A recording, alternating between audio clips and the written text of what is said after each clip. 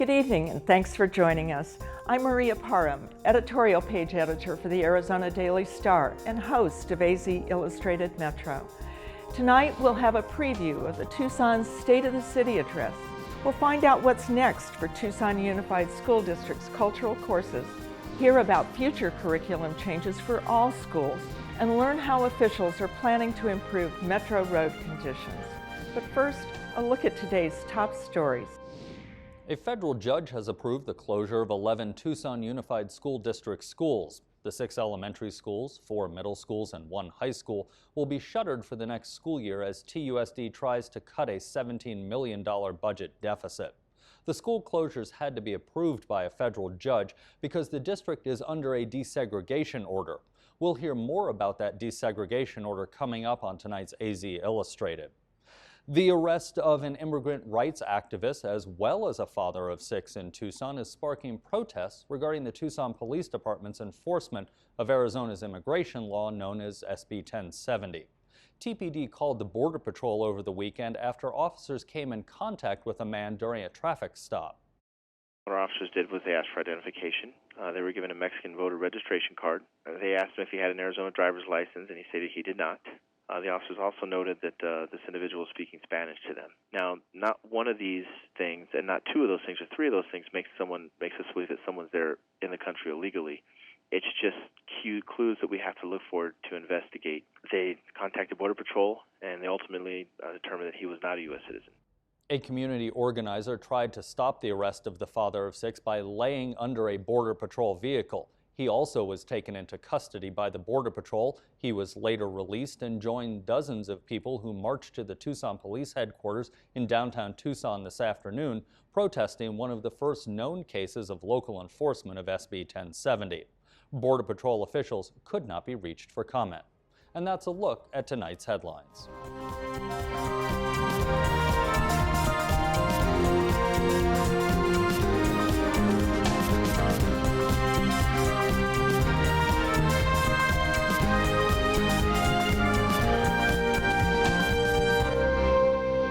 Tucson Mayor Jonathan Rothschild is giving his second State of the City address tomorrow. He's been in office for a little more than a year, and he joins us now to talk about his priorities. Mr. Mayor, welcome very much, and thanks for being here today. Well, thanks for having me. I appreciate it. Good. So start telling us what you're going to be talking about tomorrow, what your summation of this first year in office is and what you've accomplished, really. Well, the State of the City is really just that, trying to report to the people of Tucson as to the state of the city. From the 14 months that I've been in office, we've really focused on 3 areas: the economy, rebuilding our city government, and community matters. And so I'm just going to report to the people of Tucson in the progress that we've made in all those areas, and it's been some good progress and some challenges ahead. So could you start back then with the economy and tell us a few specific things that you've been able to accomplish in this first year? Well, one of the things, and when you do this State of the City, you kind of go back and sort of summarize your time. I, by a very unofficial count, have welcomed 23 significant new businesses to this community. Businesses like Curacao, Involta, Accelerate, Living Social. And so we're going to acknowledge those companies. We're going to acknowledge some of the companies that have been able to expand their business in the last year. And of course, it's our belief that those things don't happen by accident. They happen by hard work and by some of the good work the city's been able to do to help those companies come to the community.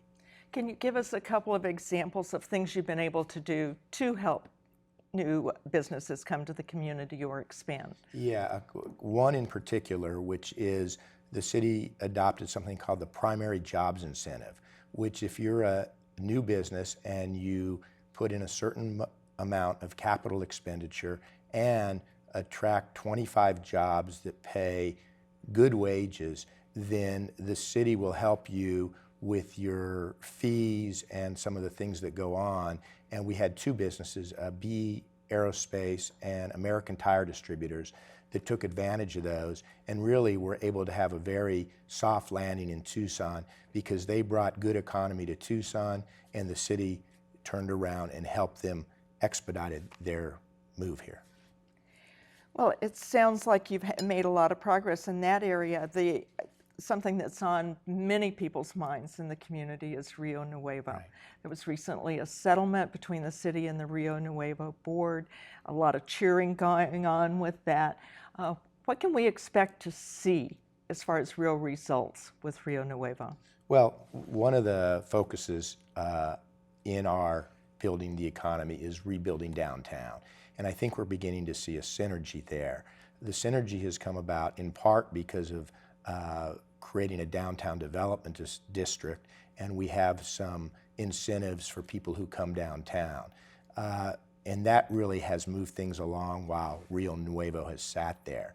But now, with this settlement, what we have is a real platform and plan for moving forward. That's probably the most important thing, that neither the city nor the Rio Nuevo district are going to be spending money and time in court or throwing accusations at each other, but working together to get things built. Can you give us some examples, though, of what we might actually see, some bricks and mortar things that we're going to see? Absolutely. The initial plan has the Rio Nuevo district contributing $6 million to help renew the arena, do things at the arena, and that. Can you tell us some specifics on that? I think the things that they're looking at are the bathrooms and a lot of just making the arena more presentable, so that when you go into the arena, it'll be a place where you want to be. So that's one big project. Okay. Another project is streetscapes. So with the coming of the streetcar, the RTA, which is doing the streetcar project, goes curb to curb. So we're going to have this very nice streetcar, but we don't have any amenities along the sidewalk. So the Rio Nuevo district has agreed to contribute $750,000 to do those streetscapes, water fountains, bike holders, whatever may be necessary. Another part is the West Side Historic Development. The Rio Nuevo district has agreed to contribute $1.1 million to build out the Mission Gardens, which is a key component of the West Side Historic projects that the voters approved back in 1999. And when do you think we can start to see some things happening? Well, I'm hoping, of course, I always want to see it happen, the next day. But I can tell you that representatives of Rio Nuevo are meeting with representatives of the city now with regard to the arena. That's probably the most important piece. And as these other things move along, I would suspect you'll see them within the next year for sure. Okay. I also know that you've done a lot of work with Mexico and that that's one of your focuses. We have about a minute left. So can you summarize what you've done with Mexico and what you hope to accomplish in the coming year? Yes. Again, part of what we can do uniquely Tucson to help our economy. Being located where we are, it is important that we have good trade relations with Mexico. So we're having continual conversations with the Mexican leadership, and we're going to work to build out the infrastructure, the road, the rail, the port, so that we can get more trade across the border. Mayor, it's been great having you today. Good luck with your speech tomorrow. Thanks so much for being here. Oh, thank you, Maria, and we'll see you soon. All righty. Thanks. Bye-bye. The Tucson Unified School District is under a federal desegregation order and has been for decades. A judge recently ordered the district to add multicultural curriculum to increase academic engagement among minority students. This is all part of a plan to bring racial balance to the district. Fernanda Echavarri explores what changes are next with two school board members. And the Mexican government. Adelita Grijalva and Mark Stegeman are both members of Tucson Unified School District's governing board.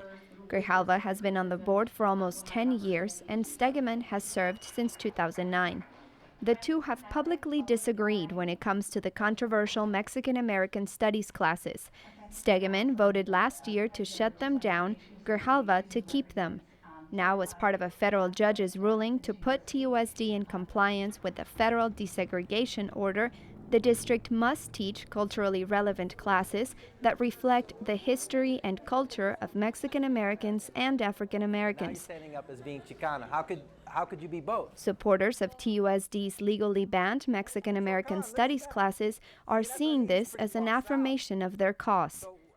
I think initially the reaction was positive for many people who were supportive of Mexican American Studies and the courses, because they thought this was an avenue to be able to have that kind of education in our schools. Again, you know, we have a tendency in our society to sort of erase some areas of history that aren't really favorable, or that give us any kind of displeasure. I don't think that that's something that we should be doing in these courses. I think there should be a conversation about what the experience has been for Latinos, for African Americans, for Native Americans in our society.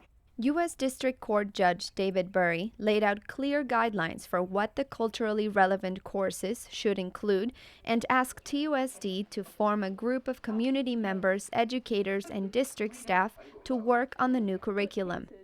I don't necessarily believe that that's going to end the controversy, because in all likelihood, there could be a lawsuit soon from the state, saying that we're in violation. We're going to work really hard to ensure that we're not put in that position, but there are no guarantees. In 2010, Governor Jan Brewer signed a law that then State School Superintendent Tom Horn authored. The law was used to shut down the Mexican American Studies classes at TUSD, causing hundreds of supporters to protest and bringing national attention to the issue. Horn is now the Attorney General, and as such, he has asked the federal judge to prevent Mexican American Studies classes from being taught again. Stegeman says those classes won't come back. The judge said explicitly that we should be following state law. He did not overrule state law, and so that makes it basically impossible to recreate what we had before, because that was already found in violation of state law.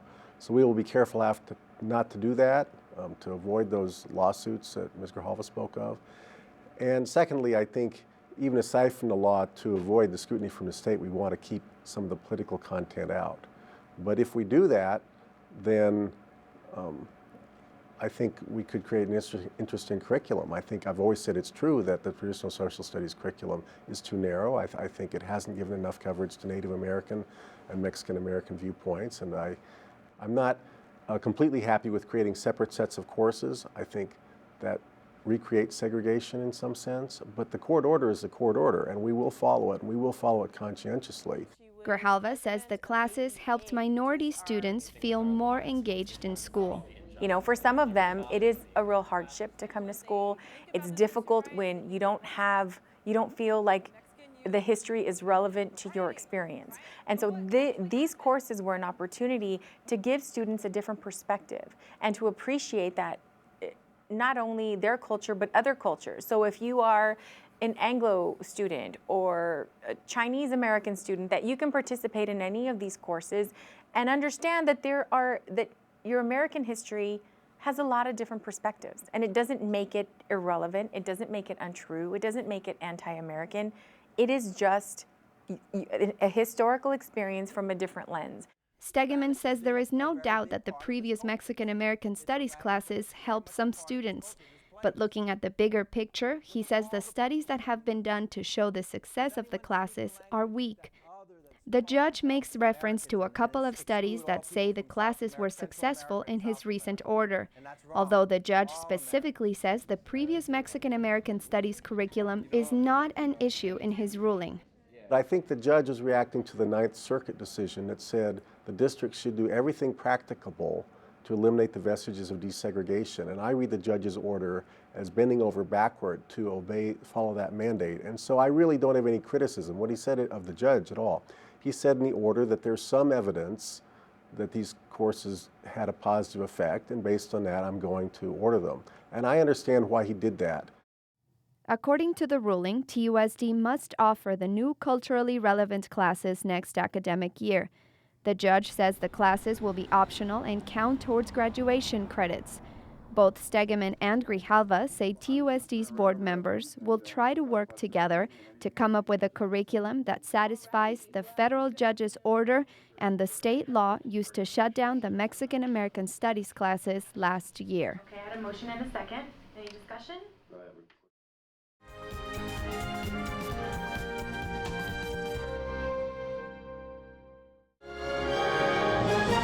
In the 9 weeks since the schoolhouse shootings in Newtown, Connecticut, police around the country report hundreds more have been victims of gun violence. Good evening, I'm Gwen Eiffel. And I'm Judy Woodruff. Tonight begins a week-long focus on guns here on PBS after Newtown. On the NewsHour this evening, we look at political and other developments since the December tragedy and zero in on the gun debate in Colorado. In the divisive atmosphere of the gun debate, both sides, at the federal and state level, say they know the coming months won't be easy, but they will be critical. Then we take up the arguments for and against the proposed construction of the Keystone Pipeline as environmental activists mounted a protest this weekend. Ray Suarez updates the Hugo Chavez story after the president's surprise return to Venezuela following more than 2 months of cancer treatment in Cuba. And Jeffrey Brown talks with filmmaker Kirby Dick about his Oscar-nominated documentary, The Invisible War, detailing the high rate of sexual assault in the U.S. military. 86% of men and women who are sexually assaulted in the military don't report. They experience reprisals that are, in many ways, a second betrayal that's even worse than the actual rape itself. That's all ahead on tonight's NewsHour. As 3D printers get cheaper, it's easier for people to make things they like on their own, say a Star Wars action figure. But there can be complications. Yoda is not something that we can just copy and duplicate. Yoda is protected by copyright. I'm Renee Montaigne, untangling 3D technology and intellectual property rights on the next morning edition from NPR News.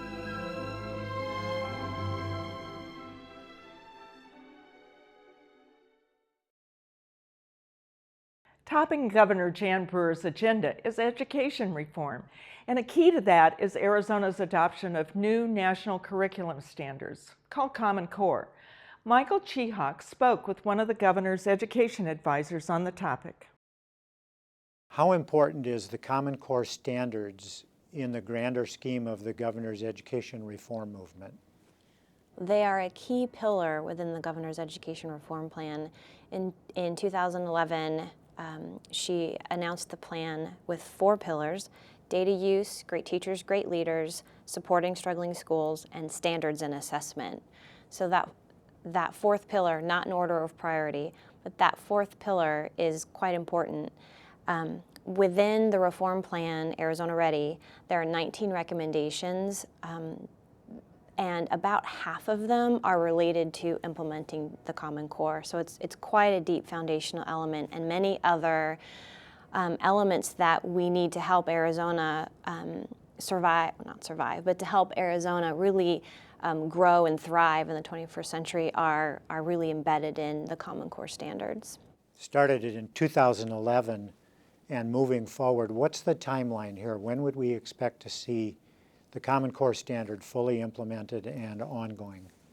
Well, the reform plan itself was adopted in 2011. The Common Core standards were adopted by the State Board of Education in 2010. The early grades are supposed to be at full implementation this year, and next year, sort of the rest of the system is supposed to be at full implementation. And when you say this year and next year, you mean school year, right? Correct, okay. Yes. In the 2014-2015 school year, that's when the new assessment, based on the standards, will be implemented.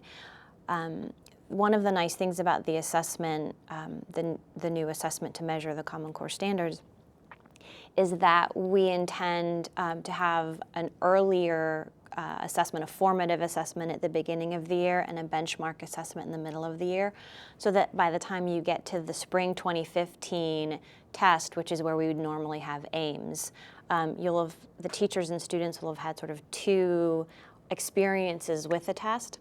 So While theoretically the assessment is the spring 2015 assessment, students and teachers really need to be prepared by the fall of 2014 as we start to do the diagnostic rollout. What are the barriers that are coming up that you're seeing to keep this from happening, besides the obvious human resistance to change? Right. Well, what's interesting is that the human resistance to change isn't quite as resistant, I think, as some people might think. The teachers have embraced this actually quite deeply. We've been around the state several times and to get feedback, and the feedback that we've received is actually very positive about the change. The barriers that we've heard are professional development. Teachers understand that while they have full autonomy in the classroom on how to teach the standards, we're asking them to think a little bit differently about integrating materials from science and history into English language arts and have more informational texts. That idea that teachers know that they need to do something differently and they want the tools to do it differently is really exciting. And that's part of why the governor recommends $40 million for Common Core in her budget for professional development. It could be used for anything, but we heard this idea that we need money for stipends or for maybe weekend training or summer training, or money for substitutes if the training's going to happen during the week. The second element is finding the resources and being able to vet the resources. So lots of people are starting to post lesson plans or activities that they say are aligned to the Common Core. Textbook companies might have a textbook that's quite similar to one from the past, but say it's aligned to Common Core, and we're not quite sure what that means.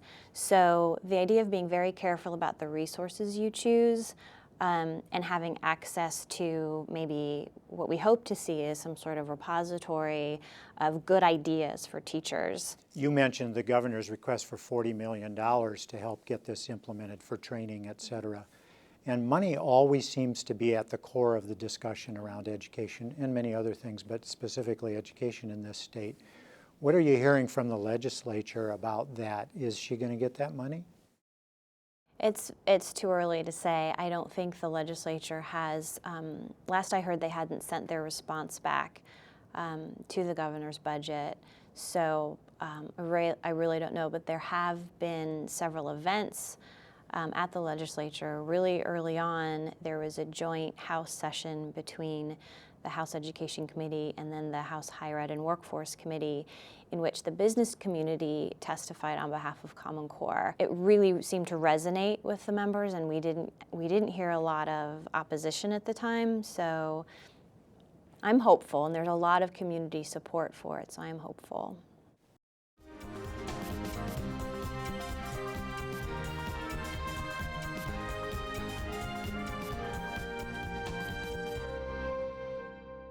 In the November election, Tucson voters agreed to raise their own property taxes to pay for road repairs. The $100 million bond program is designed to cover 5 years of road repair. Andrea Kelly has more details on how the program will work. As we can see, several potholes. Transportation directors throughout the state, like Tucson's Darrell Cole, have complained for years that they're getting less and less money to repair roads. The state has been spending that money on other things to balance its budget, and elected officials say they are sick of hearing complaints. Now that voters approved the road repair bonds, Cole says he will get started improving driving conditions in Tucson this year. Our target is the summer of this year, 2013. Probably June, July, right in that area. You'll probably see our first project that we expect to start bidding in March of this year, March to April time frame, and hopefully have a contractor, initial contracts on board there in the June, July time frame. The city's goal is to have more than one road under construction at a time. The city transportation department identified 130 miles of major roads that need attention. How much attention, though, varies. We have a pavement management system. What we've gone out and we've inventoried all of our collector arterial streets initially, and then of course our local and residential. We're separating the two. The arterial and collector streets will get about 85% of the money over the 5-year period. So we target those, carry the most traffic, of course. And then we went into what we could do percentage-wise of the types of applications we're going to do, from a fog seal all the way to reconstruction. Wetmore right behind us will be one of those reconstruction candidates. A fog seal is for roads that are in pretty good condition. The seal helps prevent them from deteriorating. A chip seal is another kind of seal for roads a little worse off, and a mill and replace is like a repaving, used when the road is so bad the top layer of asphalt needs to be removed. It's the most extensive and expensive road repair. Typical lifespan of a pavement in the Southwest is 20 years. We usually get about 25 on our asphalt pavements from the time without any maintenance. The idea is to provide the right treatment, if you will, to the right street at the right time, to extend that lifespan. On a fog seal, you can extend the life usually 3 to 5 years. And then you go down and to a micro surfacing or a seal coat, you can usually get 5 to 7 years, as much as 9. And then you're going into the mills and overlays, and you can get 10 to 12 good years of a mill and overlay. And then the reconstruction is just that. You're starting over, you're taking it down to the subgrade and the base material and bringing it all the way back up and resetting the profiles of the roadway. And of course, those costs are all differently. You're from about $80 a square yard for the reconstruction behind us, construction costs, down to almost $3 a square yard for fog sealing. As the Transportation Department gears up to ask contractors for bids on road work, the bookkeepers in the city are balancing the financial end of the road improvements. Bonds are like loans and are paid off by an increase in property taxes. That's why voters have to approve them. Kelly Gottschalk, the city's finance director, says the money isn't coming in yet. Well, the tax gets set in August. Even though it was approved in November, the new tax rate will be assessed by the county in August for the property tax payment due in November and March. Gottschalk says the amount a property owner will pay in property taxes for road repair will change each year because all the bonds won't be sold at the same time. We will issue the bonds starting in May to take advantage of when those property taxes start rolling in. So the first year property tax increase should be probably less than $3 that people see on their taxes. Property taxes are calculated based on the assessed value of a home, so the owner of a more expensive property would pay higher property taxes for those road bonds. What we've done is we've calculated what it would take for interest and principal to pay off those bonds over a 20-year period of time. So the interest, just like on your home, when you mortgage your home, the interest gets to be quite substantial, but the homeowners will never pay more than that $18 per $100,000 of household value. Interest of about 3 or 4% is built into the $100 million bond, she says. The bonds are being issued in 5 $20 million chunks because that's how much road work the city believes it can do each year. When we did the ballot question, we included in there the worst possible year for the highest possible increase for the property taxes. And that's after all $100 million is outstanding. And then it's only for a couple of years because the debt gets paid off pretty quickly over time. So they're really only going to see probably a few dollar increase in their property taxes for a period of time. It will go up a little bit and then it's going to start going down immediately. So I think over time they'll see a little bit of an increase, but it won't be, nobody should see the dramatic $18 increase in the first year, second year, or third year of the project. In passing the road bonds, Tucson property owners agreed to raise their taxes to pay for road repair. That means the next challenge is avoiding the resulting construction zones.